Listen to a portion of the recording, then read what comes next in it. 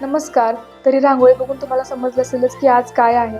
तर आज सकाळी दारापुढे मी गणपती बाप्पाची छोटीशी छान रांगोळी काढली आणि त्यानंतर नथ, गजरा, चंद्रकोर आणि साडी घालून मी तयार झाले. कारण आज बाप्पा घरी येणार आहेत. आरतीचं ताट घेऊन मी तयारच होते. तोपर्यंत दादा आणि त्यांचे गणपती घेऊन आले. त्यानंतर मम्मी आणि बहिणीने त्या दोघांचं गणपती औक्षण केलं. बाप्पा मंगल मूर्ती.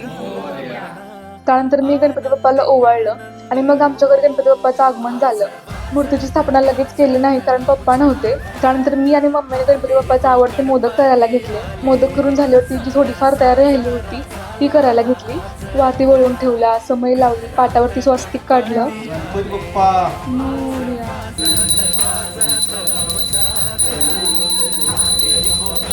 मूर्तीची स्थापना करून आरती केली. गणपती बाप्पाला मोदकाचा नैवेद्य दाखवला. तर अशी झाली आमच्या घरी गणपती बाप्पाची स्थापना. आणि तुम्हा सगळ्यांना गणेशोत्सवाच्या हार्दिक शुभेच्छा.